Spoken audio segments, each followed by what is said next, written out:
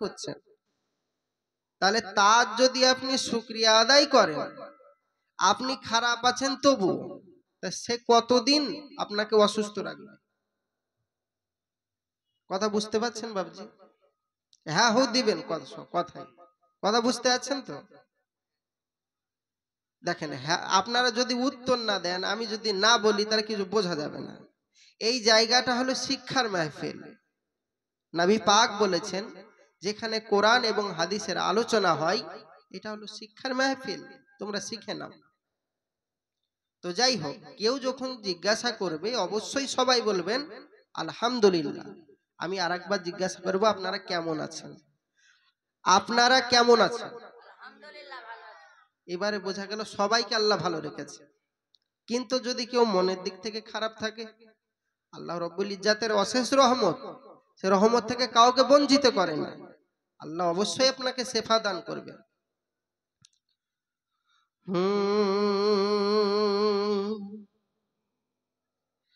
নবী মুস্তাফা সনকর, नबी मुस्तफा सुनकर रूह से जलता है,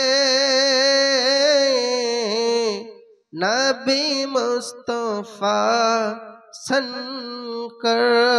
जोरे बोलुन नबी सबकिছু শুনে। নবী হাজির নাজির আছে, বিশ্বাস আছে? আল্লাহ সব জায়গায় যেতে পারে, মালাকাল মউত সব জায়গায় যেতে পারে, আর আমার নবী যেতে পারে না? বিশ্বাস আছে তো বাপ? উত্তর দেন, বিশ্বাস আছে তো? তার মানে নবী হাজির নাজির, ফেরেশতার থেকে আমার নবীর পাওয়ার বেশি।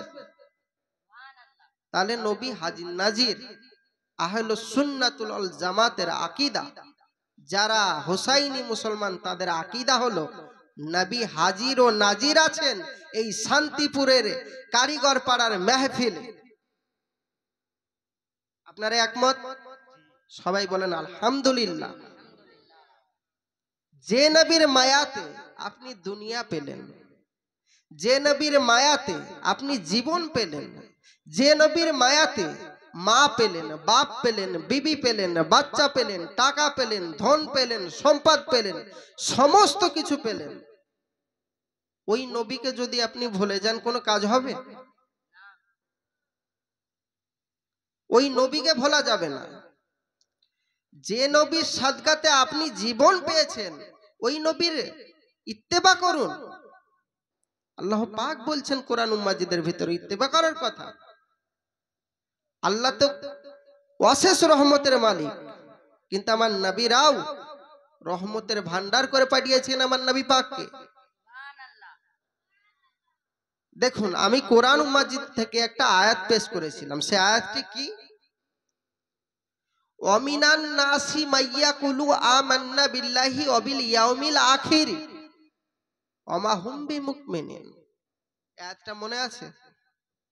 এই আয়াতটা পড়েছিলাম। আল্লাহ পাক বলছেন, ওয়ামিনান নাসি মাইয়াকুলু আমান্না বিল্লাহি ওয়া বিল ইয়াউমিল আখির ওয়া মা হুম বিমুমিনিন। মক্কার কিছু কাফেরগণ আমার রাসূল খোদা সাল্লাল্লাহু তাআলা আলাইহি ওয়াসাল্লামের কাছে এসে বলছেন, কি বলছেন? ইয়া রাসূলুল্লাহ, ইয়া হাবিবাল্লাহ, আমরা ঈমান এনেছি। মক্কার কিছু কাফেরগণ এসে বলছেন, তারা মুসলিম নয়। কাফেরগণ এসে বলছেন, ইয়া রাসূলুল্লাহ, ইয়া হাবিবাল্লাহ, আমরা ঈমান এনেছি। আমার রাসূল খোদা সাল্লাল্লাহু আলাইহি ওয়াসাল্লাম বললেন, ওয়া মা হুম বিমুমিনিন, তোমরা মুসলমান হতে পারো না। কি বললেন?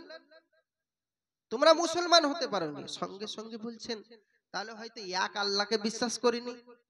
সবাই আবার বললেন, ইয়া রাসূলুল্লাহ, ইয়া হাবিবাল্লাহ, হুজুর, আমরা এক আল্লাহকে বিশ্বাস করে নিলাম। আল্লাহ যে এক, আমি বিশ্বাস করে নিলাম। আর আমরা যে 360টা মূর্তির পূজা করি, 300 মূর্তি 60টা যত মূর্তি পূজা করি, প্রত্যেকটা মূর্তি পূজাকে আমরা বাদ দিয়ে দিলাম, এক আল্লাহকে মেনে নিলাম। ইয়া রাসূলুল্লাহ, ইয়া হাবিবাল্লাহ, আমরা কি মুমিন হয়েছি? আমার রাসূল খোদা সাল্লাল্লাহু তাআলা আলাইহি ওয়াসাল্লাম বললেন, তোমরা মুমিন হতে পারোনি। আরে এক আল্লাহকে বিশ্বাস করেও মুমিন হতে পারছে না, বিষয়টা কি? আল্লাহ কুরআন মাজিদের ভিতরে বলছেন, অমিনান নাসি মাইয়াকুলু আমান্না বিল্লাহি ওয়া বিল ইয়াউমিল আখির ওয়া মা হুম বিমুমিনিন। তোমরা মুসলমান হতে পারোনি, মুমিন হতে পারোনি। মুসলমান সবাই, মুমিন নয়, মুমিন অন্য কিছু। তারপরেই বলছেন যে ইয়া রাসূলুল্লাহ, ইয়া হাবিবাল্লাহ, আমরা আমাদের নিজেদের ভুল বুঝতে পেরেছি। আমরা এক আল্লাহকে বিশ্বাস করেছি, কিন্তু জান্নাতকে তো বিশ্বাস করিনি, জাহান্নামকে তো বিশ্বাস করিনি। ইয়া রাসূলুল্লাহ, ইয়া হাবিবাল্লাহ, আল্লাহ জান্নাত এবং জাহান্নামকে বিশ্বাস করলাম। ইয়া রাসূলুল্লাহ, এবার তো মুসলমান। আমার রাসূল খোদা সাল্লাল্লাহু আলাইহি ওয়াসাল্লাম বলেন, ওমা হুম বিমুমিনিন, এখনো মুসলমান হতে, মুমিন হতে পারোনি। ভাই আজব কাণ্ড। এক আল্লাহকে বিশ্বাস করলো, তারপর জান্নাত জাহান্নামকে বিশ্বাস করলো, তবুও মুমিন নয়। তারপরে বলছেন, তাহলে মনে হয় আমরা জান্নাত জাহান্নামকে বিশ্বাস করেছি, ফেরেশতা মণ্ডলীকে বিশ্বাস করিনি। এই এই হচ্ছে ব্যাপার। তো ইয়া রাসূলুল্লাহ, ইয়া হাবিবাল্লাহ, হুজুর, আমরা ফেরেশতাদেরকেও মেনে নিলাম, আমরা কি মুমিন হতে পেরেছি? আমার রাসূল খোদা বললেন, তবুও মুমিন নও।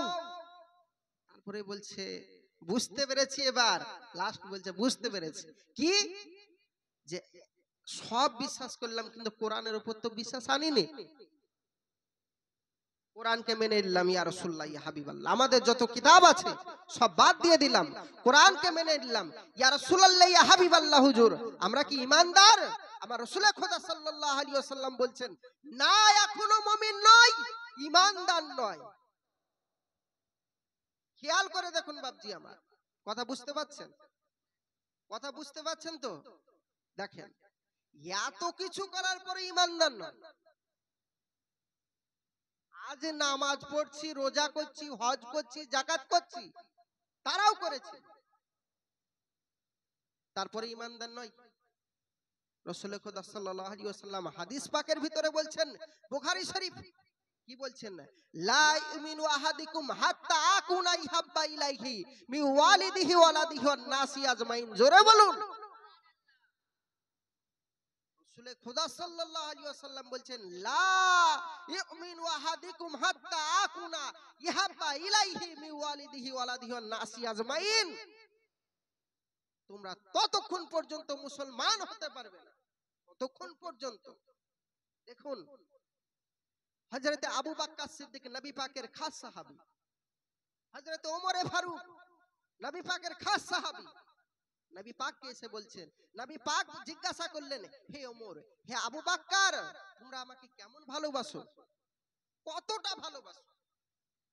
আমার রাসূল খোদা সাল্লাল্লাহু আলাইহি ওয়াসাল্লাম যখন জিজ্ঞাসা করলেন, তখন হযরতে আবু বকর সিদ্দিক রাদিয়াল্লাহু তাআলা আনহু এবং ওমর ফারুক রাদিয়াল্লাহু তাআলা আনহু বলছেন, ইয়া রাসূলুল্লাহ, ইয়া হাবিবাল্লাহ, আমাদের বিবি বাচ্চার থেকে আপনাকে বেশি ভালোবাসি। বলছে, মুমিন নও, মুমিন হতে পারোনি আবু বকর। কে? যে সাহাবায়ে কেরামকে দেখে মুসলমান আজ মুসলমান হচ্ছে, যে সাহাবায়ে কেরামকে আল্লাহ রাসূল বলেছেন তাদেরকে ফলো করে চলবে, সে সাহাবায়ে কেরামকে বলছেন তোমরা মুমিন নয়। বলছি, ইয়া রাসূলুল্লাহ, ইয়া হাবিবাল্লাহ, বিবি বাচ্চা তো হলো, আমার ধন সম্পদ টাকা কড়ি সমস্ত কিছুর থেকে বেশি ভালোবাসি। আমার নবী পাক বললেন, তবুও মুমিন নয়, ঈমানদার নও। রাসূল খোদা সাল্লাল্লাহু আলাইহি ওয়াসাল্লামকে এবারে জিজ্ঞাসা করলো, যে তাহলে কি করে মুসলমান ঈমানদার হব? রাসূলুল্লাহ, কি করে ঈমানদার হব?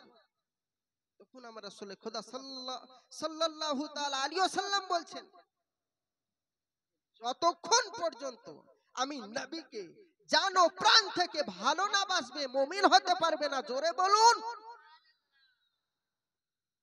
হাদিস কাটা যাবে না, আয়াতও কাটা যাবে না।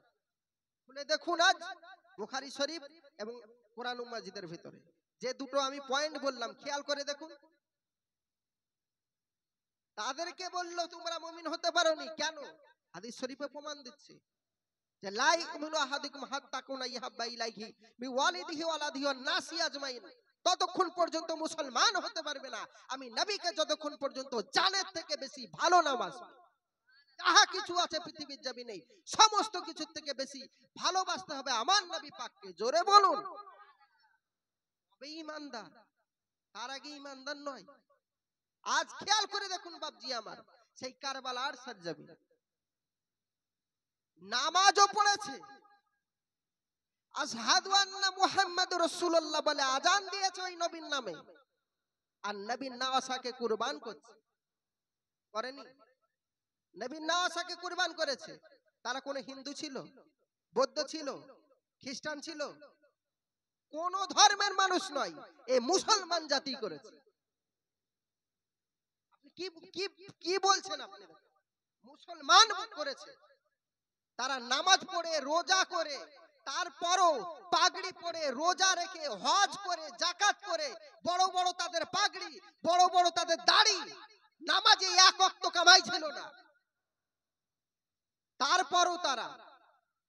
তারপরও তারা ইমাম হুসাইন পাককে শহীদ করেছে। হর হর মহাদেব বলে নারা দিত না, নারায়ে হায়দারি এই বলে তারা নারা দিত। তারা নারা দিত কি? নারায়ে তাকবীর, নারায়ে রিসালাত। ওই নবীর নামে নারা দিত, আর ওই নবীর নামে নারা দিয়ে আজ ইমাম হুসাইন পাককে কুরবান করছে। কোন মুসলমান? আজ আমরা মুসলমান না মুছামান, মুছা চলে গেছে, মুসলমান হতে পারি না। মুসলমান সবাই না বাবজি। মুসলমান হওয়াটা চারটেখানি কথা নয়। মুসলমান হতে গেলে আজ আমার দ্বারাই একটা মানুষ কষ্ট পাচ্ছে, আমি মুসলমান। রাসূল বলেছেন যে হে মুসলমান, হে ইমানদারগণ, তোমাদের কাছ থেকে যেন কোন জাতি হোক, বর্ণ হোক, যাই হোক, কেউ যেন কষ্ট না পায়। জোরে বলুন। তো যাই হোক বাবজি, আপনার খেয়াল করে দেখুন যে হোসাইন পাককে তারা শহীদ করেছে নামাজ পড়ে, রোজা করে, হজ করে। এরা কোন মুসলমান? সেই দিনই ভাগ হয়ে গেছে মুসলমান, দুই ভাগে ভাগ। আজ বলছে মুসলমান আজ তো ভাগাভাগি কেন? না, সেদিনই ভাগ হয়েছে, আজ নয়। মানুষ জানতো না তাই। এক হচ্ছে হোসাইনি মুসলমান, আর এক হচ্ছে এজিদি মুসলমান। যে এজিদের ঝান্ডা তালাই গেল, সে নাস্তে নাবুদ হয়ে গেল, জাহান্নামে ঢুকে গেল। যে নবী পাকের ছায়া তালাই এলো, হোসাইন পাকের ছায়া তালাই এলো, এরা জান্নাতে যাবে। জোরে বলুন। এরাই জান্নাত, এরাই জান্নাত। আল্লাহ রাসূল সাল্লাল্লাহু আলাইহি ওয়াসাল্লাম বলছেন, একদিন কি বলছেন দেখুন, কিছু সাহাবায়ে কেরামকে লক্ষ্য করে বলছেন যে তোমরা খেয়াল করে দেখো। কি খেয়াল করে দেখবো? ইয়া রাসূলুল্লাহ, ইয়া হাবিবাল্লাহ, বলছে বনি ইসরাইলের দল ৭২টা দলে ভাগ হয়েছে। কটা দলে? ৭২টা দল। আমার উম্মত ৭৩টা দলে ভাগ হবে। নবী পাক বলছেন আমার উম্মত ৭৩টা দলে ভাগ হবে। নবীর কথা মিথ্যা হবে? বলছে মুসলমান এত ভাগ কেন, মুসলমান কেন এত ভাগ কেন? নবী পাক বলে গেছেন আমার উম্মত ৭৩টা দলে ভাগ হবে। আজ কিছু লোক বলে না কোন দলটা জান্নাতি, কোন দলটা জাহান্নামী, কেউ বলতে পারে না, ফালতু কথা বলে। অবশ্যই হাদিস ও কোরআনের দ্বারাতে এমন কিছু জিনিস নাই যে সেটা হাদিস ও কোরআনে নেই। সমস্ত কিছু লিপিবদ্ধ আছে হাদিস এবং কোরআন, উঠিয়ে দেখুন। তো বাবজি আমার দেখুন, রাসূল খোদা সাল্লাল্লাহু আলাইহি ওয়াসাল্লাম যখন সাহাবায়ে কিরামকে বলছেন, হে সাহাবায়ে কিরাম, তোমরা শুনে নাও, তোমরা শুনে নাও, আমার উম্মত ৭৩টা দলে ভাগ হবে। বনি ইসরাইলের দল ৭২টা দলে ভাগ হয়েছে, আমার উম্মত ৭৩টা দলে ভাগ হবে। সঙ্গে সঙ্গে সাহাবায়ে কিরাম জিজ্ঞাসা করলেন, আবার নবী পাক ওখানেই বলছেন একটা দল জান্নাতি আর বাকি ৭২টা দল জাহান্নামী। নবী বলছেন একটা দল জান্নাতি ওই ৭৩টা দলের, আর ৭২টাই জাহান্নামী। রোজা করবে, হজ করবে, যাকাত করবে, সমস্ত কিছু করবে, বড় বড় দাড়ি থাকবে, ঈমান নাই ভিতরে। নবী পাক বললেন, নবী পাক বলছেন যে ৭২টা দল জাহান্নামী, একটা দল জান্নাতি। সঙ্গে সঙ্গে সাহাবায়ে কিরাম জিজ্ঞাসা করলেন, ক্বালা ইয়া রাসূলুল্লাহ সাল্লাল্লাহু তাআলা আলাইহি ওয়াসাল্লাম, হুজুর ওই দলটি কোন দল যে দলটি জান্নাতে যাবে? সঙ্গে সঙ্গে আমার রাসূল করিম সাল্লাল্লাহু তাআলা আলাইহি ওয়াসাল্লাম বললেন, মানহিয়া, তোমরা কি বুঝো নাই? তোমরা বুঝো নাই এখনো? কোন দলটি জান্নাতে যাবে? আমার রাসূল করিম সাল্লাল্লাহু তাআলা আলাইহি ওয়াসাল্লাম বললেন, মান আলিহি ওয়া সাহাবিহি, আমি আমার সাহাবীরা যে দল, ওই দলটি জান্নাতি দল। জোরে বলুন। আমি আমার সাহাবীরা যে দল, ওই দলটি জান্নাতি দল। অপর প্রান্তে আবার হাদিস শরীফের ভিতরে আমার নবী পাক সাল্লাল্লাহু তাআলা আলাইহি ওয়াসাল্লাম প্রকাশ করে দিচ্ছেন যে আমি এবং আমার আহলে বায়তকে যে ধরে রাখলো তারাই জান্নাতি। জোরে বলুন। মিথ্যা কথা গল্প করতে আসেনি, ওই মুর্শিদাবাদ থেকে অত দূর থেকে গল্প করতে আসেনি, হক বলেই যাব। যেটা হক সেটা বলবো। আজ মৌলবীদেরই তো দোষ, আমার মতন লেকচারদের দোষ। আজ আমি স্টেজে উঠেছি, আপনি পাবলিক, আপনাকে আমি যা বোঝাবো আপনি তাই বুঝবেন। আরেক বক্তা আসছে, সে বলছে কিয়াম করা হারাম। আরেক বক্তা আসছে, কে বলছে কিয়াম করা জায়েজ। বিভিন্ন রকম ফেরকায় যত দোষ এই চোরেদের, এই চোরেদের দোষ। এই চোররা যদি ঠিক হতো তাহলে আজ মানুষ এত বিভ্রান্তিতে পড়তো না। আজ এই চোরেদের দোষের জন্যই মানুষ বিভ্রান্তিতে পড়ছে। হক কথা বলে না, আম গাছের ছাল জাম গাছে লাগাচ্ছে। হক কথা বললেই দোষ, আম গাছের ছাল জাম গাছে লাগিয়ে বলছে এটাই আম গাছ। আল্লাহ পাক কুরআন মাজিদের ভিতরে এক জায়গায় বলছেন, কি বলছেন? লা তাকরাবুস সালাহ। মানে কি? তোমরা খবরদার নামাজের নিকটবর্তী হয়ো না। মুসলমান আমি এইটা বলে যদি চলে যাই, আপনারা কি বুঝবেন? মানিক ভাই বলেছে নামাজের দিকে খবরদার আসতে বারণ করেছে, তাহলে আমরা আসবো না? আমি তো কোরআন মাজিদের আয়াত বললাম, আমি মিথ্যা কথা বলিনি। আল্লাহ খুদ কোরআন শরীফে বলছেন লা তাকরাবুস সালাহ। তারপরে আয়াতে বলছে ওয়া আনতুম সুকারা, যখন তোমরা নেশাগ্রস্ত অবস্থায় থাকবে। তাহলে আমি পরে আয়াতটা যদি না বলি তাহলে মুসলমান কি বুঝলো? যে নামাজের ভিতরে আল্লাহ খুদ আসতে বারণ করছে। কিন্তু পরে আয়াতটা বললে কি হলো? যে যখন নেশাগ্রস্ত অবস্থায় থাকবো তখন নামাজের দিকে এসো না। বুঝা গেল? এই করে আম গাছের ছাল জাম গাছে লাগানো। এই আয়াতটার মানে ওটা করছে, ওই আয়াতটার মানে এটা করছে। মানুষ হক পাচ্ছে না। আপনি হক দেখতে গেলে আজ থেকে 100 বছর 200 বছর পেছনে চলে যান, হক ছিল। এখন হক নাই। মুসলমান বিভিন্ন ভাগে ভাগ হয়ে গেছে, আর ভাগ হবে। রাসূল করিম বলছেন ভাগ তারা হবে, রোজা করবে, যাকাত করবে, হজ করবে, সব করবে।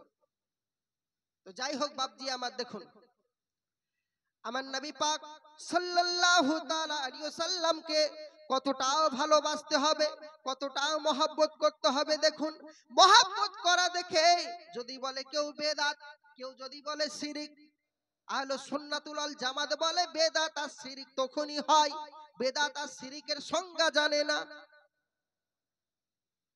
আজ কথায় কথায় বেদাত। 12ই রবিউল আউয়াল পালন করছে, বেদাত। নবীর যুগে ছিল না। মিলাদ করছে, বেদাত। এখানে এই যারা এখানে হাত বাঁধে বেদাত, যা করবেন তাতেই বেদাত। হক কোনটা রে বাবা? তাহলে ওরাই হক, ওরাই জান্নাতি। আজ বেদাত বেদাত বেদাত করে মানুষকে বাদ করে দিচ্ছে। নামাজে এসো, নামাজে এসো। আরে ভাই নামাজে তো যাবে, নামাজের আগে এই জায়গা ঠিক যদি না হয় নামাজ পড়লে কোনো কাজ আছে?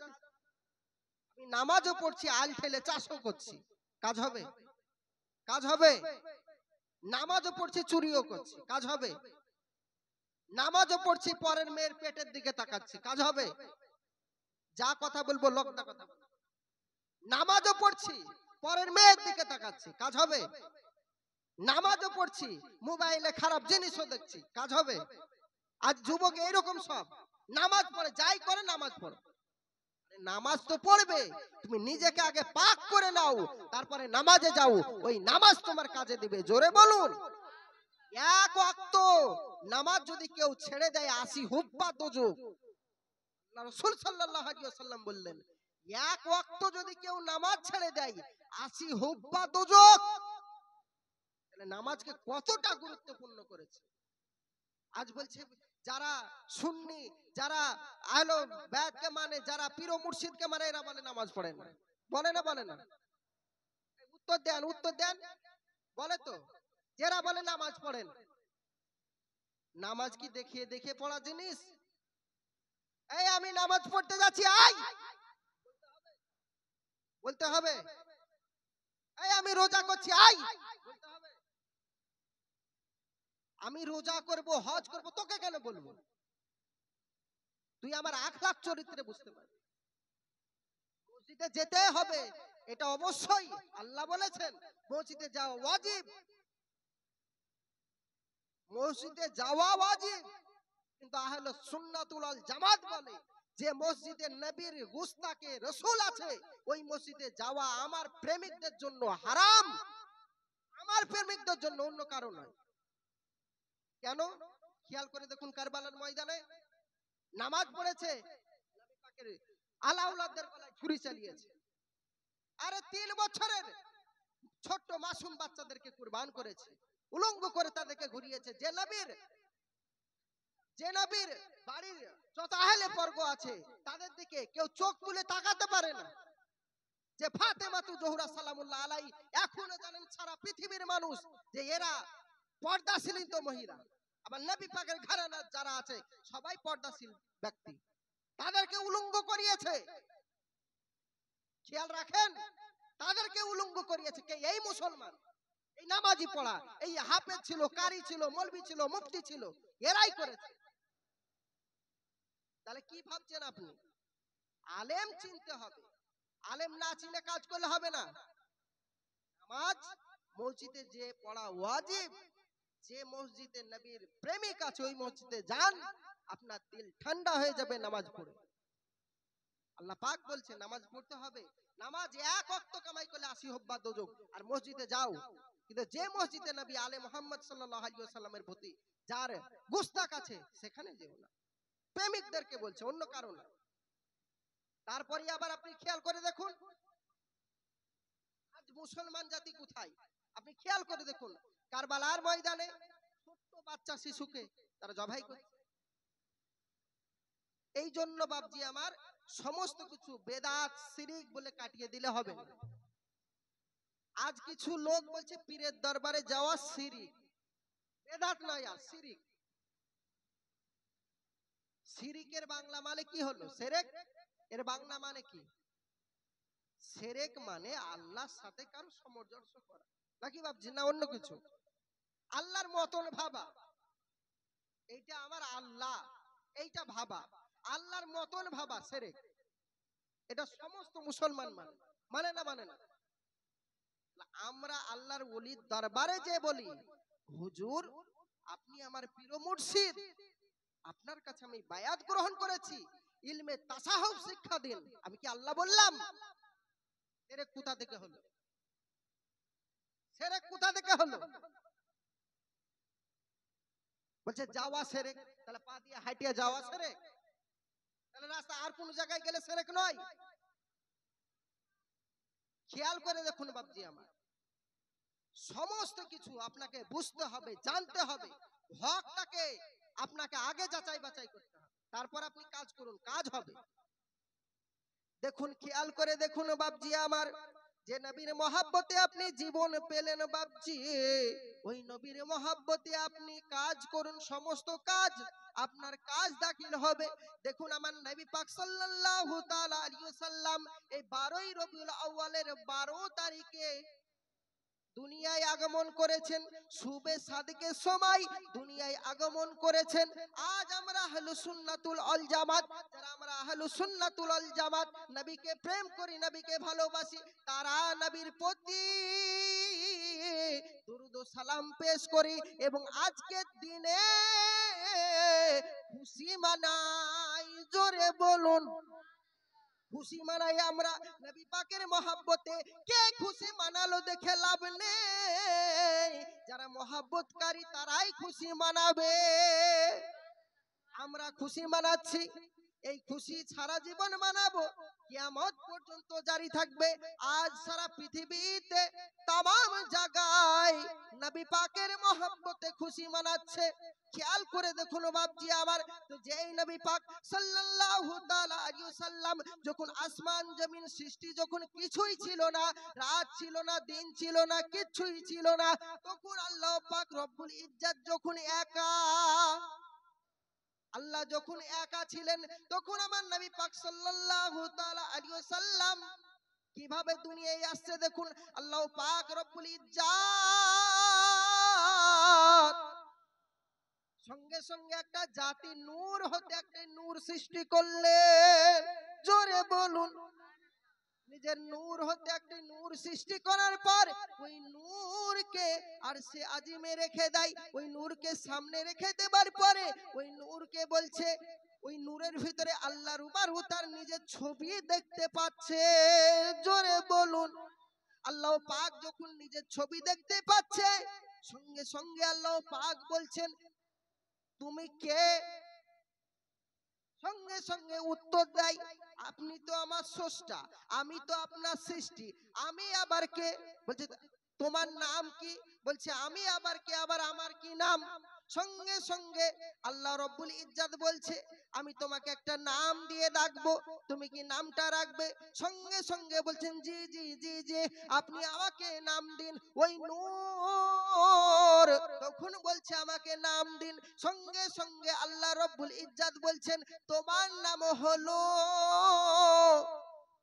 মুহাম্মদ রাসূলুল্লাহ। জোরে বলুন, আমার নাম আল্লাহ।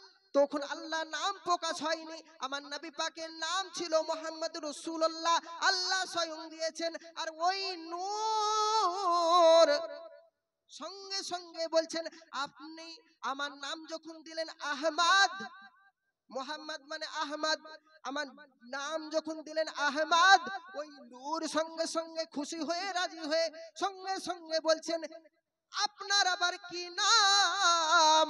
আপনার আবার কি নাম? সঙ্গে সঙ্গে ওই নূর বলে উঠিল আপনাকে আমি একটা নাম দিয়ে ডাকবো, ওই নামটা কি আপনি রাখবেন? সঙ্গে সঙ্গে আল্লাহ রব্বুল ইজ্জত বলছেন বলো বলো বলো বলো বলো বলো বন্ধু আমার, তুমি আমাকে নাম দাও।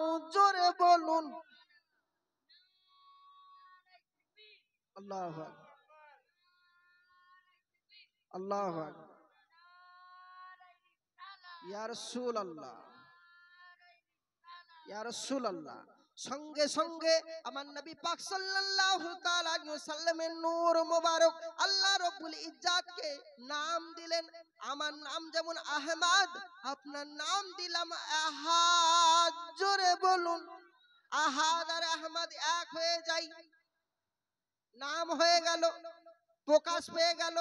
সঙ্গে সঙ্গে ওই নূরকে আরশে আজিমে রাখে, তারপরে লৌহ কলম থেকে সৃষ্টি করে সমস্ত কিছু সৃষ্টি করে। সৃষ্টি করার পর আল্লাহ পাক রব্বুল ইজ্জত দুনিয়াকে সাজাবে বলে পৃথিবী তৈরি করলো। জোরে বলুন, পৃথিবী সৃষ্টি করার পর আল্লাহ রব্বুল ইজ্জত তারপরে একটি সর্বপ্রথম আল্লাহ পাক একটি জাতি সৃষ্টি করলো, ওই জাতিটার নাম হলো হারিস নামক জাতি। জোরে বলুন, আল্লাহ পাক যখন একা ছিলেন তখন একটি জাতি নবী নূর মোহাম্মদকে বানানোর পর, লৌহ কলম বানানোর পর একটি জাতি সৃষ্টি করলেন। সে জাতিটার নাম, সে জাতিটার নাম হলো হারিস নামক জাতি।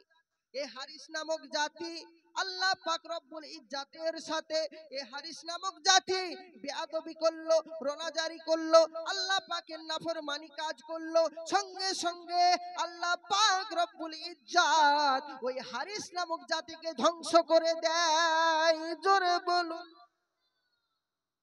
আল্লাহ পাক ধ্বংস করে দিচ্ছে।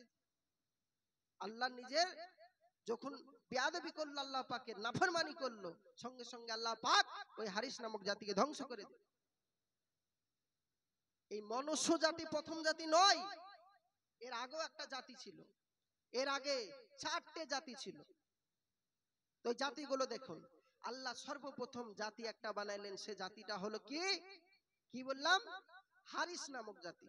তারপরে আল্লাহ পাক রব্বুল ইজ্জত একটি জাতি সৃষ্টি করলো, সেই জাতিটার নাম হলো মারিস নামক জাতি। মারিস নামক জাতিকে আল্লাহ পাক রব্বুল ইজ্জত সৃষ্টি করার পর ওই মারিস নামক জাতি আল্লাহ পাক রব্বুল ইজ্জতের সাথে নাফরমানি করলো। নাফরমানি করার পর ওই মারিস নামক জাতিকে আল্লাহ ধ্বংস করে দেয়। আল্লাহ পাক রব্বুল ইজ্জত রোনাজারি হয়ে দাঁড়িয়ে রয়। তারপরে আল্লাহ পাক আবার একটি জাতি সৃষ্টি করলো। হারিস গেল, মারিস গেল, তারপরে আল্লাহ একটা জাতি সৃষ্টি করলো। ওই জাতিটার নাম কি? ওই জাতিটার নাম হলো অসুর। জোরে বলুন। আল্লাহ পাক হারিস মারিস তারপর অসুর নামক জাতিকে সৃষ্টি করলো। অসুর নামক জাতিও আল্লাহ পাকের সাথে নাফরমানি করলো, রোনাজানি করলো, বেয়াদবি করলো। আল্লাহ পাক রব্বুল ইজ্জত ওই অসুর নামক জাতিকেও ধ্বংস করে দেয়। ধ্বংস করে দেবার পর আল্লাহ পাক রব্বুল ইজ্জত আবার একটি জাতি সৃষ্টি করলেন। ওই জাতিটার নাম কি? জিন জাতি। জিন্না মানে জিন জাতি সৃষ্টি করলো। জিন জাতিও আল্লাহর সাথে রোনাজারি করলো, বেয়াদবি করলো, জিন জাতিকেও ধ্বংস করে দিল। আল্লাহ পাক জিন জাতিকেও ধ্বংস করে দিল। চারটে দুনিয়ার জমিনে চারটে জাতি সৃষ্টি করার পর ওই চারটে জাতিকেই ধ্বংস করে দেয়। তারপরে আল্লাহ পাক একটি জাতি সৃষ্টি করতে যাবে। ওই জাতি সৃষ্টির সময় সঙ্গে সঙ্গে ফেরেশতারা বলছে, আপনি কি এবারে সৃষ্টি করবেন? সঙ্গে সঙ্গে বলছেন, মনুষ্য জাতি আমি সৃষ্টি করব। বলছে, আই মহান রব্বুল আলামিন, আপনি এই মনুষ্য জাতি সৃষ্টি করবেন না। এরা দুনিয়ায় গিয়ে হাজারো কাজে লিপ্ত থাকবে, আপনার বেয়াদবি করবে, আপনার রোনাজারি করবে না, আপনার নামাজ পড়বে না, রোজা করবে না, হজ করবে না, কিছুই করবে না। এরা দুনিয়ায় ঝামেলা ফেসাদ করবে, আপনারা মারামারি কাটাকাটি করবে। আপনি এই জাতি সৃষ্টি করবেন না। আল্লাহ পাক সঙ্গে সঙ্গে বললেন, হে ফেরেশতা মণ্ডলী, তোমরা তো আমার থেকে বেশি ভালো জানো না। আল্লাহ থেকে বেশি ভালো জানে। সঙ্গে সঙ্গে আল্লাহ পাক রব্বুল ইজ্জত মনুষ্য জাতি সৃষ্টি করলো।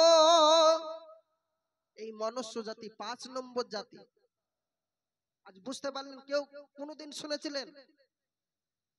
মনুষ্য জাতি 5 নম্বর জাতি। প্রথমটা নয়, মনুষ্য জাতি 5 নম্বর জাতি। তো যাই হোক, দেখুন বাপজি আমার, আল্লাহ পাক তারপরে কি করছেন? সৃষ্টি সম্পর্কে আলোচনা। তারপরে বলছেন, আমি একটু সুরের মাধ্যমে বলবো, আপনারা শুনতে চান? দেখুন আল্লাহ রাব্বুল ইজ্জত বলছেন, কত সুন্দর কথা। ওরে হারিস মারিস অসুর গেল, ওরে হারিস মারিস অসুর গেল। আল্লাহ বলছেন, হারিস মারিস অসুর গেল, আর গেল জিন্নাত, আর মানব কুলে আসবে এবার শাহে মদিনা। জোরে বলুন। মানব কুলে আসবে এবার শাহে মদিনা। হারিস মারিস অসুর গেল, ওরে হারিস মারিস অসুর গেল, আরে গেল জিন্নাত, আর মানব কুলে আসবে এবার শাহে মদিনা। মানব কুলে আসবে এবার শাহে মদিনা। তারপর আল্লাহ পাক বলছেন, আল্লাহ বলে জিবরিল আমি বলি তোমার কাছে,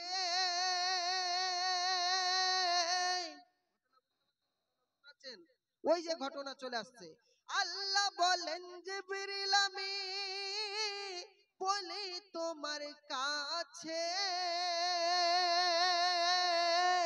বেহেশতের মাঝে, জিবরিলকে বলছে, বেহেশতের মাঝে আমার নবীকে দুনিয়ায় আগমন করবে, তাই বেহেশতের মাঝে আমার নবীর ফুলটি রাখা আছে। জোরে বলুন। বেহেশতের মাঝে আমার নবীর ফুলটি রাখা আছে, জলদি করে গিয়ে তুমি জিবরিল, ও জিবরিল তুমি যাও দুনিয়ার জমিনে তাড়াতাড়ি যাও, তারপর জলদি করে গিয়ে তুমি ফুলটি আসো নিয়ে, আরে দুনিয়া কেসে করবে আবাদ, ওরে দুনিয়া কেসে করবে আবাদ মানবী রূপ নিয়ে, ওরে যার প্রেমেতে তামাম জাহান, ওরে যার প্রেমেতে তামাম জাহান হবে দিবানা, যার প্রেমেতে তামাম জাহান হবে দিবানা, আর মানব কুলে আসবে এবার শাহী মদিনা, মানব কুলে আসবে এবার শাহী মদিনা। তারপর আল্লাহ পাক জিবরিল আমিনকে বলছেন, জিবরিল তুমি যাও যাও দুনিয়ার জমিনে চলে যাও। তারপরে হুকুম নিয়ে জিবরিল আমিন, হুকুম নিয়ে জিবরিল আমিন তুরান গেল চলে, আর বেহেশতের ওই দরজা বন্ধ দেখে, বেহেশতের ওই দরজা বন্ধ দেখে কভু সে না খোলে, বেহেশতের ওই দরজা বন্ধ দেখে কভু সে না খোলে, আর কান্নাকাটি করছে, আয় আল্লাহ আমি বেহেশতে তো এলাম, কিন্তু বেহেশতের দরজা খুলবো কি করে, দরজা খুলবো কি করে? সঙ্গে সঙ্গে আল্লাহ রব্বুল ইজ্জাত বলছেন, ওহে জিবরিল তোমার অত তাগত থাকতে পারে, শক্তি থাকতে পারে, কিন্তু তুমি ওই দরজা খুলতে পারবে না, দরজা খুলতে গেলে আমার হুকুম নিতে হবে। এই জন্য বলছি তুমি কলমায়ে শাহাদাত পড়ো, আশহাদু আল্লা ইলাহা ইল্লাল্লাহু ওয়া আশহাদু আন্না মুহাম্মাদান আবদুহু ওয়া রাসূলুহু সাল্লাল্লাহু আলাইহি ওয়াসাল্লাম। এই বললো, তারপরেই জিবরিল আমিন আল্লাহর হুকুম নিয়ে কলমা শাহাদাত যখন পড়ে, আর বেহেশতের ওই দরজা তখন, বেহেশতের ওই দরজা তখন চাই খুলে ধীরে ধীরে, জোরে বলুন, বেহেশতের ওই দরজা তখন চাই খুলে ধীরে ধীরে, তারকারে জুয়ান সে থাই করে আনা জানা, জোরে বলুন, আরে মানব কুলে আসবে এবার শাহী মদিনা, মানব কুলে আসবে এবার শাহী মদিনা।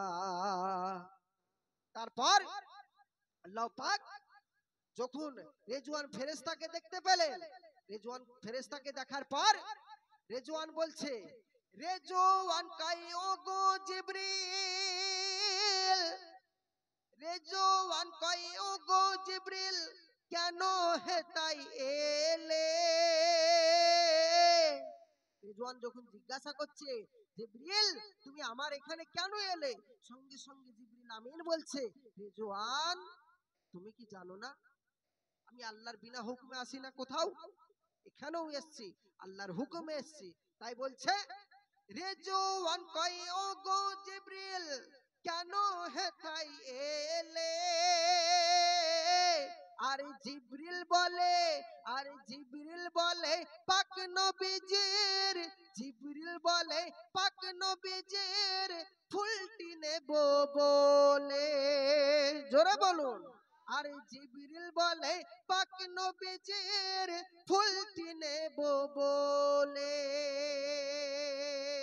তারপরে যখন ওই ফুল জিবরিল আমিন সঙ্গে সঙ্গে ফুলের কথা যখনই বলে, তখনই সঙ্গে সঙ্গে রেজওয়ান ফেরেশতা আর দিতে চায় না, ফুল দিতে চায় না, রেজওয়ান ফেরেশতার সাথে ঝামেলা ঝগড়া হয়, জিবরিল আমিনের ঝামেলা হয় সেই জান্নাতের ভিতর। তারপরে যখন ঝগড়া হয়, কদিন ঝগড়া হয়েছিল, কদিন হয়েছিল দেখুন, ঝগড়া সেখানে শুরু হয়ে যায়, জিবরিল বলে আমি আল্লাহর হুকুম নিয়ে এসেছি আমাকে যেতে হবে, আর রেজওয়ান বলে আমি যেতে দেব না, এই নিয়ে ঝগড়া হচ্ছে। আর সর্পরূপ ধরে যখন, সর্পরূপ ধরে যখন ছোবল মারতে আগিয়ে যায়,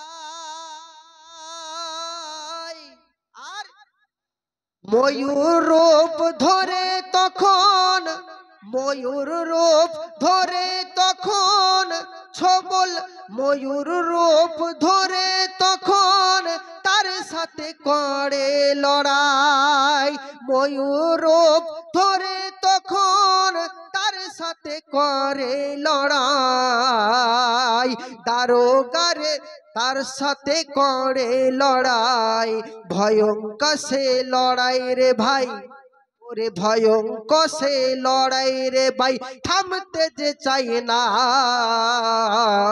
আর মানব কুলে আসবে এবার শাহে মদিনা, মানব কুলে আসবে এবার শাহে মদিনা। জোরে বলুন। তারপর খেয়াল করে দেখুন, ঝামেলা শুরু হয়ে যায়। তারপর রক্তাক্ত হয়ে সর্প, ময়ূরকে তো আর সর্প পারে না, ময়ূর তো জিবরিল আমিন, এর পাওয়ার অনেক। জিবরিল আমিনের আল্লাহ পাক বলছেন এমন পাওয়ার দিয়েছি আমি এই দুনিয়াকে উলট পালট করে দিতে পারবো। জোরে বলুন।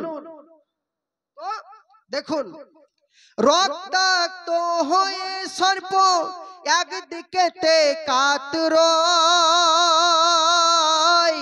আর আগিয়ে গিয়ে জিবরিল তখন, আগিয়ে গিয়ে জিবরিল তখন গাছটিকে ওই দেখতে পায়। জোরে বলুন।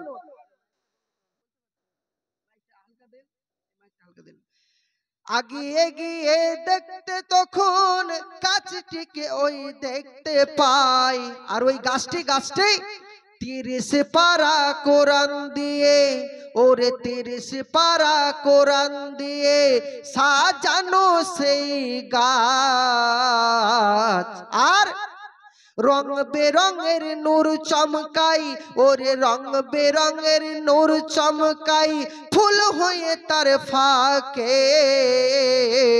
আর ওই গাছটির নাম বলছেন একিন দরুদের গাছ। এই গাছটায় রং বেরঙের ফুল ফুটছে। জোরে বলুন। কোন ফুল নেবে এবার তো চিনতে পারছে না। ফুলটা আনতে গেল জান্নাতে, ঢুকেও পড়লো ঝামেলা। কোন ফুল নেবে, কোনটা নবী পাকের ফুল? সবই তো এক রঙের ফুল, কোনটা নবী পাকের ফুল? তখন তারপরে কি হলো দেখুন, এমন সময় নবী পাক সাল্লাল্লাহু আলাইহি ওয়াসাল্লাম দেখছেন কলমা শাহাদাত পড়ে, ওই আল্লাহ পাক বলছেন সঙ্গে সঙ্গে জিবরিল আমিন তুমি ফুল চিনতে পারছো না, তাহলে কি করে ফুল চিনবে? সঙ্গে সঙ্গে আল্লাহ রব্বুল ইজ্জাত জিবরিল আমিনকে বলছেন জিবরিল তুমি আরেকবার কলমা শাহাদাত পড়ে নাও, ওই শাহাদাত পড়ার পরই তুমি তোমার ফুলকে পেয়ে যাবে। জোরে বলুন। যখনই বলল ফুলকে পেয়ে যাব, তারপরেই কলমা শাহাদাত পড়ে ওই দোয়া যখন করে, আর হলুদ রঙের ফুলটি তখন, হলুদ রঙের ফুলটি তখন আসে তার হাতে পড়ে। জোরে বলুন বাবজি। হলুদ রঙের ফুলটি তখন খসে তার হাতে পড়ে, আর সঙ্গে সঙ্গে জিবরিল আমিন ওই ফুলটাকে নিয়েই খপাক করে মাথার পাগড়িতে রেখে দেয়। পাগড়িতে রেখে দেবার পরে দেখুন, খেয়াল করে দেখুন, মাথার পাগড়ির ভেতরে, ওরে মাথার পাগড়ির ভেতরে তাতে যত্নেতে রাখে, আর যাবার পথে 3 ফেরেশতা, যাবার পথে 3 ফেরেশতা কই তারে ওই দেখো না, আর এমন সুন্দর খুশবু কোথায়, এমন সুন্দর খুশবু কোথায় পাই আমায় বলো না। জিবরিল আমিনকে বলছেন জিবরিল এত সুন্দর খুশবু কোথায় পাচ্ছি, কোথায় পাচ্ছি? জিবরিল আমিন তো জানে যে তার মাথায় নূরে মুহাম্মাদি সাল্লাল্লাহু আলাইহি ওয়াসাল্লামের ফুল মোবারক আছে, সেন্ট তো ওখান থেকেই আসছে। নূরে মুহাম্মদ সাল্লাল্লাহু আলাইহি ওয়াসাল্লাম আর বলতে চাইছে না জিবরিল আমিন, কেন? আবার ঝামেলা হবে, বলতে চাইছে না। তারপরে দেখুন, খেয়াল করে দেখুন, জিবরিলের সাথে কাড়াকাড়ি যখন দেখাতে চাইছে না, মানে সেন্ট পাচ্ছে, জামা, মানে আমাদের দুনিয়া জমিনে কি হয়, জামা টামা খুলে যারা বন্ধু হয় খুলে তারপর দেখতে যায় তোর কাছে আছে কিনা দেখি পয়সা, দেখে না দেখে না, এরকম জিবরিলকে কাড়াকাড়ি করছে আর দেখছে পাগড়ি মোবারকে হাত দিচ্ছে, পাচ্ছে না, ভিতরে রেখেছে, এবার কাড়াকাড়ি করছে। আর এমন সময় দেখতে পেয়ে যায় সেই ফুল মোবারক, দেখতে যখন পাই সঙ্গে সঙ্গে ওই ফুল মোবারক নিয়ে দুজনাই কাড়াকাড়ি করতে থাকে। কাড়াকাড়ি করতে করতে করতে এমন সময় দেখুন, জিবরিলের সাথে কাড়াকাড়ি করে তিনজনা, ফুলটি গায়েব হয়ে তখন, ফুলটি গায়েব হয়ে তখন মিনার মাঠে যাই চলে। আর কান্নাকাটি করে জিবরিল, কান্নাকাটি করে জিবরিল ফুলটি যখন পেল না। আর আল্লাহর দরবারে কান্না কাচ্ছে আর বলছে, আয় আল্লাহ, আমি ঝগড়া করতে করতে আমি এই ফুল মুবারক কোথায় হারালাম, কোথায় হারালাম, গায়েব হলো কোথায়। সঙ্গে সঙ্গে আল্লাহ রব্বুল ইজ্জতকে বলছেন, আল্লাহ বলে মিনার মাঠে, জিবরিল জিবরিল, আল্লাহ বলেন মিনার মাঠে গিয়ে তুমি দেখো না, ওই ফুল নিয়ে ওই করছে খেলা, কে কে কে কে, ওই ফুল নিয়ে ওই করছে খেলা ছোট আমিনা, জোরে বলুন, ওই ফুল নিয়ে ওই করছে খেলা ছোট আমিনা। ওরে মানব কুলে আসবে এবার শাহী মদিনা, মানব কুলে আসবে এবার শাহী মদিনা। জোরে বলুন, দরুদ শরীফ পড়েন, আল্লাহুম্মা।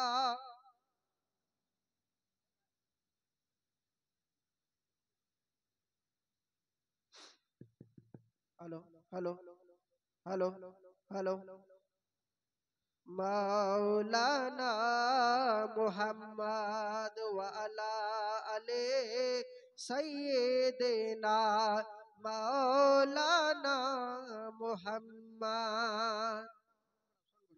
তারপরে দেখুন, আল্লাহ পাক রব্বুল ইজ্জাতের ওই ফুল নিয়ে যখন যখন কি করছেন, ফুল নিয়ে কাড়াকাড়ি করার পর ওই ফুলটি চলে গেছে আমিনার কাছে, মিনার মাঠে। আগে নাম ছিল মিনা, কিন্তু এখন হয়েছে মদিনা। আগে নাম ছিল বাক্কা, এখন হয়েছে মক্কা। বুঝতে পারছেন, বুঝতে পারছেন? তাই ওই ফুল মিনার মাঠে চলে যায়। আল্লাহ রব্বুল ইজ্জাত সঙ্গে সঙ্গে জিবরিল আমিনকে বলছেন, জিবরিল তুমি যাও যাও যাও যাও, দুনিয়ার সরজমিনে চলে যাও, দেখো গা একটা ছোট্ট মেয়ে, তার নাম হলো আমিনা, ওই মিনার মাঠে ওই ফুল নিয়ে খেলা করছে। জিবরিল আমিন শুনেই সঙ্গে সঙ্গে ওই দিকে দৌড়েছে। জিবরিল আমিনের আল্লাহ পাক এত পাওয়ার দিয়েছিলেন যে জিবরিল সেকেন্ডের ভিতরে আসমান থেকে জমিন, জমিন থেকে আসমান আনা জানা করতে পারতো। জোরে বলুন, আনা জানা করতে পারতো। তো তাই জিবরিল আমিন সঙ্গে সঙ্গে বলছেন, দরবেশের রূপ ধরে জিবরিল, দরবেশের রূপ ধরে জিবরিল চলে গেল সেইখানে, বলে মাগো দোহাই আপনার, বলে মাগো দোহাই তোমার, ফুলটি আমায় দাও এনে। জোরে বলুন, বলে মাগো দোহাই তোমার, ফুলটি আমায় দাও এনে। আর সঙ্গে সঙ্গে মা আমিনা বলছে, জিবরিল, সঙ্গে সঙ্গে জিবরিল আমিনকে চিনতে পারেনি, মিস্টেক হলো, জিবরিল আমিনকে চিনতে পারেনি মা আমিনা, দরবেশ রূপ ধরে এসেছে। সঙ্গে জিবরিল আমিন ভাবছে কিছু হয়তো নিতে এসছে, বলছে কোন ফকির এসছে মনে হয়। জিবরিল আমিনকে মা আমিনা সঙ্গে সঙ্গে বলছেন যে আপনি কে, আপনি কে? তখন বলছেন যে আমি কে মা, তুমি আমাকে চিনবে না? চিনবো না, তোমার নাম বলো। সঙ্গে সঙ্গে জিবরিল আমিন বলছেন, আমার নাম জিবরিল, আমি দরবেশ রূপ নিয়ে এসেছি। আমার রূপ ধরে যদি আমি আসতাম মা, তুই আমায় চিনতে পারতি না, তুই আমায় ভয়ে তুই আমাকে আমার কাছে কথা বলতি না, সেই জন্য দরবেশী রূপ নিয়ে এসেছি। তাই দরবেশের রূপ ধরে জিবরিল চলে গেল সেইখানে, বলে মাগো দোহাই তোমার, বলে মাগো দোহাই তোমার, ফুলটি আমায় দাও এনে। আরে মা আমি না কই দিতে পারি, মা আমিনা বলছেন আমি না কই দিতে পারি, আমায় কি দেবে বলো না। আমিনা বলছে দুনিয়ার সরজমিনে কিছু জিনিস দিতে গেলে কিছু দিতে হয়, কিছু জিনিস নিতে গেলে কিছু দিতে হয়। তো জিবরিল জিবরিল তুমি আমায় কি দেবে, কি দেবে? সঙ্গে সঙ্গে জিবরিল আমিন বলছে, মাগো আমি তো দুনিয়ায় কিছু টাকা দিতে পারবো না, পয়সা দিতে পারবো না, ধন দিতে পারবো না, সম্পদ দিতে পারবো না, তবে আমি একটা জিনিস দিতে পারবো, জিনিস দিতে পারবো একটা, কি? সেটা হলো দোয়া। জোরে বলুন, দোয়া দিতে পারবো, দোয়া। তো সে দোয়াটা কি দেখুন, জিবরিল বলে, জিবরিল বলে এই জগতে, জিবরিল বলে এই জগতে হবে তুমি নবীর মা। জোরে বলুন, জিবরিল বলে এই জগতে হবে তুমি নবীর মা। আর মা আমিনা বলে আল্লাহ আল্লাহ আল্লাহ, মা আমিনা বলে আল্লাহ কবুল করো না। জোরে বলুন। আর মানব কুলে আসবে এবার শাহী মদিনা, মানব কুলে আসবে এবার শাহী মদিনা। জোরে বলুন।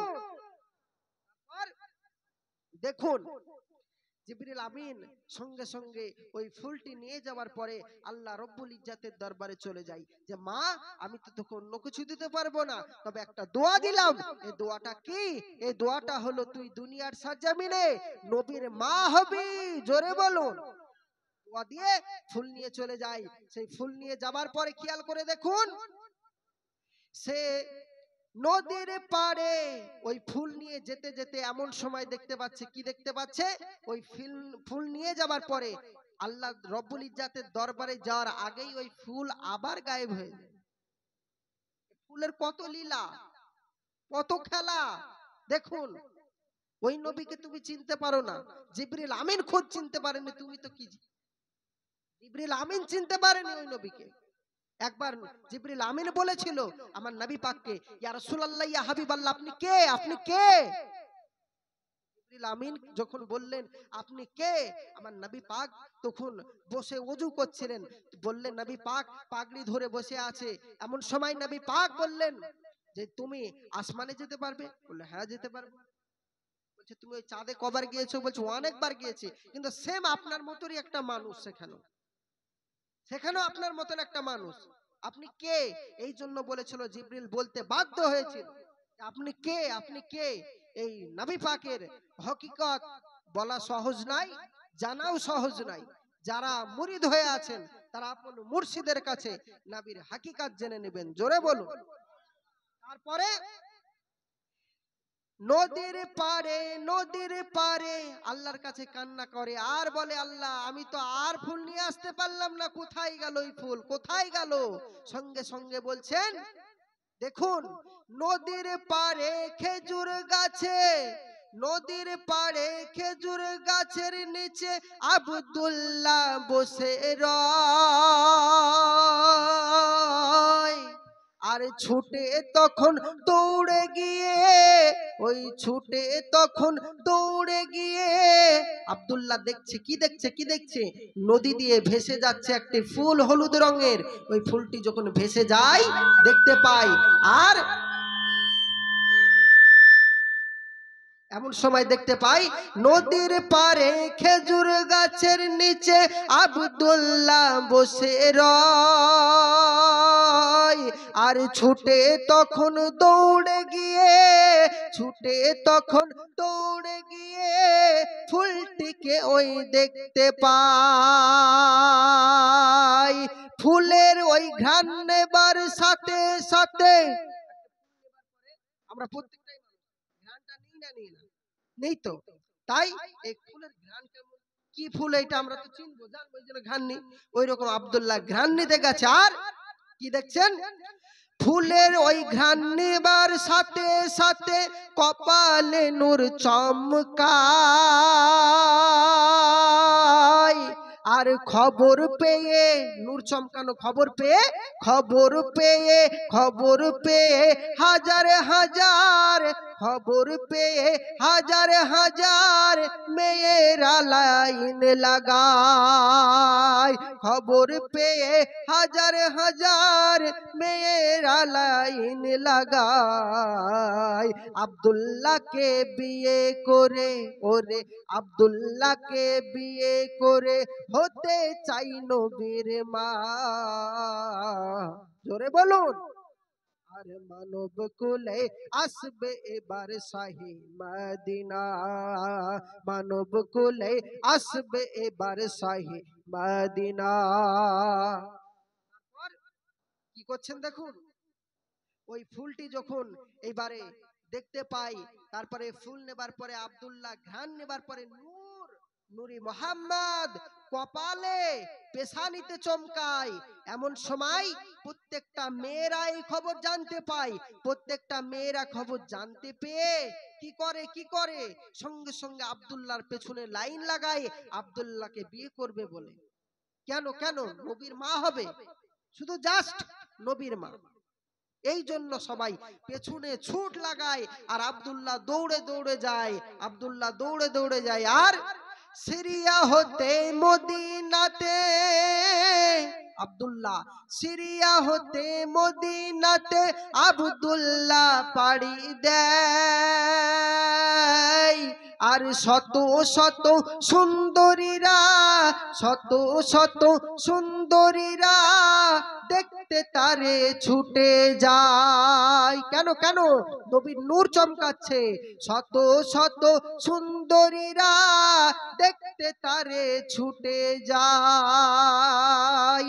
আব্দুল্লাহ ছুটে গিয়ে, আব্দুল্লাহ ছুটে গিয়ে একটি ঘরের দরজায় বলে আমি মেহমান হয়ে, বলে আমি মেহমান হয়ে একটি রাতই থাকতে চাই। জোরে বলুন, কার ঘরে গেছে দেখুন, কার ঘরে, বলে আমি মেহমান হয়ে একটি রাতই থাকতে চাই।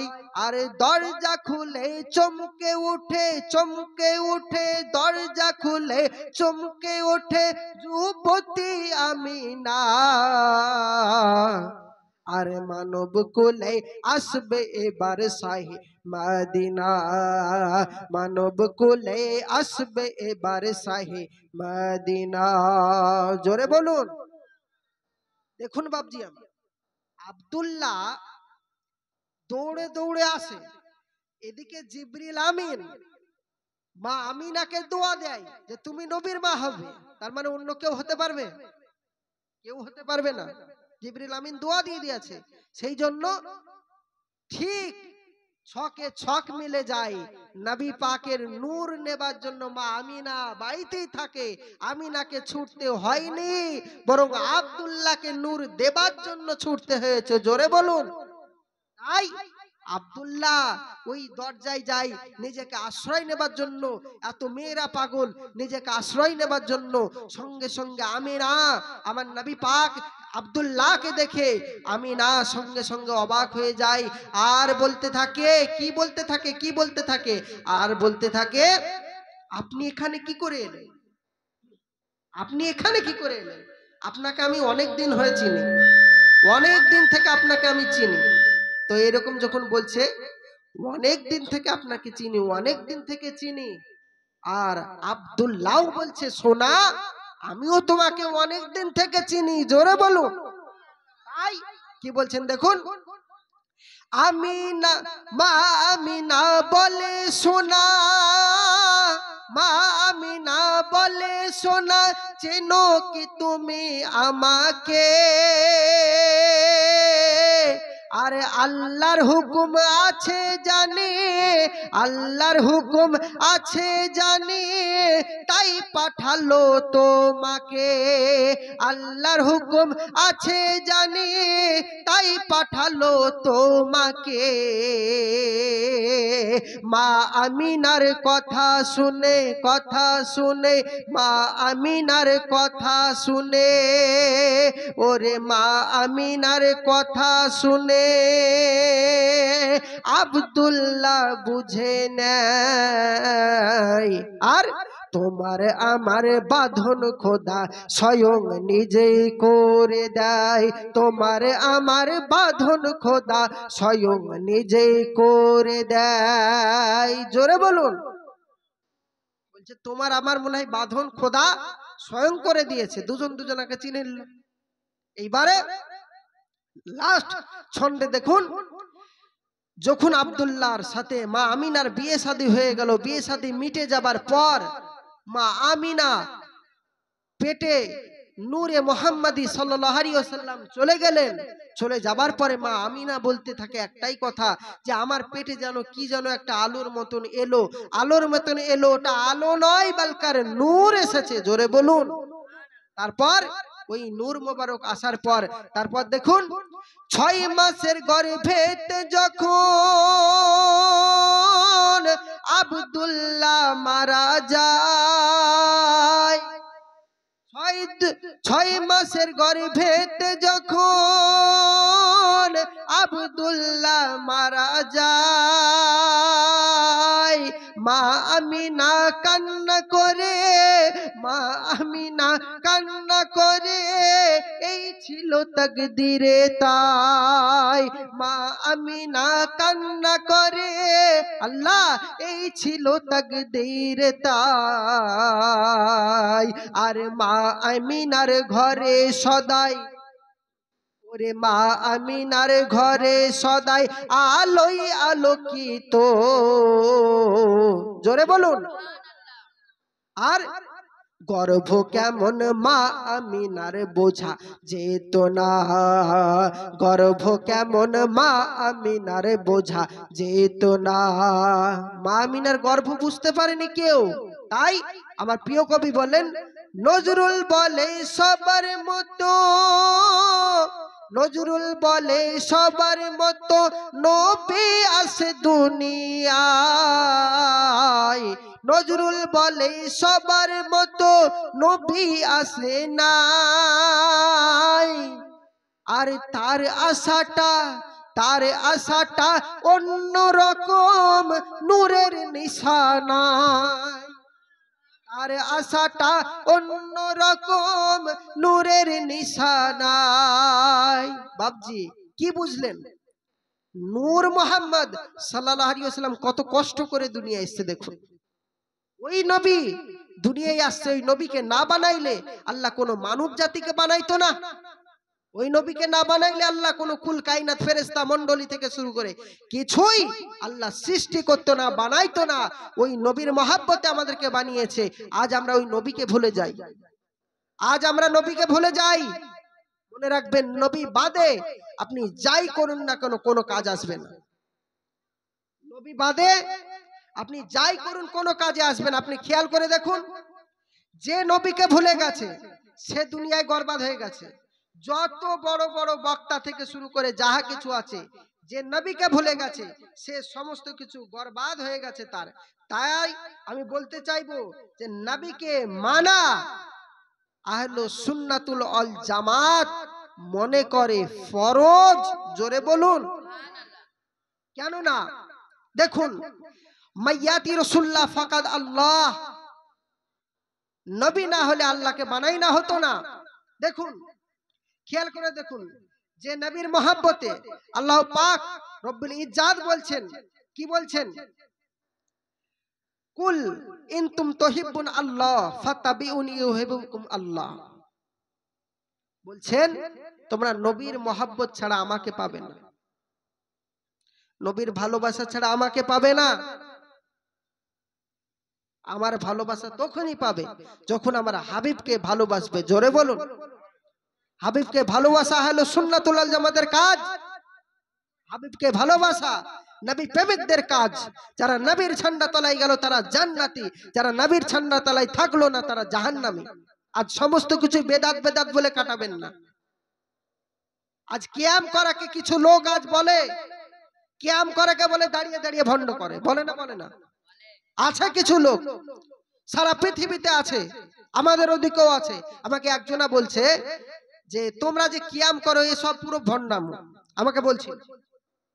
তাই বললাম যদি কিয়াম করা ভণ্ডামো হয়, আমি বললাম তুমি জাস্ট 1 মিনিট আমার কথাটা শোনো, আমার কথাটাই 1 মিনিট শোনো। কিয়াম করা যদি দাঁড়িয়ে দাঁড়িয়ে ভণ্ডামো হয়, কিয়ামের বাংলা মানে কি? কিয়ামের বাংলা মানে কি জানেন? দাঁড়ানো। কিয়ামের বাংলা মানে হলো দাঁড়ানো। যদি দাঁড়ানো আমাদের দাঁড়ানোটা যদি ভণ্ডামো হয়, তাহলে ওই ব্যক্তিকে দুনিয়ায় চলতে হবে বসে বসে, বসে বসে না। দাঁড়ানো বলছে যে ভণ্ডামো, তাহলে বসে বসে চলতে হবে। ভালোভাবে বুঝুন। কিয়াম করা যদি হয় ভণ্ড, তাহলে তাদেরকে বলবো আমি যে বসে বসে চলবে। আর যারা বলবে কিয়াম করা জায়েজ, কিয়াম করা ফরজ, কিয়াম করা মুস্তাহাব, কিয়াম করা মুস্তাহাসান, তারা কিয়াম করবে, তারা দাঁড়িয়ে দাঁড়িয়ে চলবে। কেননা কিয়াম দেখুন বুখারী শরীফে এসেছে বাবুল কিয়াম, লাস্টের চ্যাপ্টারের দিকে এসেছে কিয়াম সম্বন্ধে বহু দলিল, বহু দলিল। আমাদের আহলুস সুন্নাতুল ওয়াল জামাত উলামায়ে কেরামগণ বহু দলিল দিয়েছে, বহু দলিল এরকম সম্পর্কে কিয়াম নিয়ে। তাই আমি বলবো আমার নবী পাক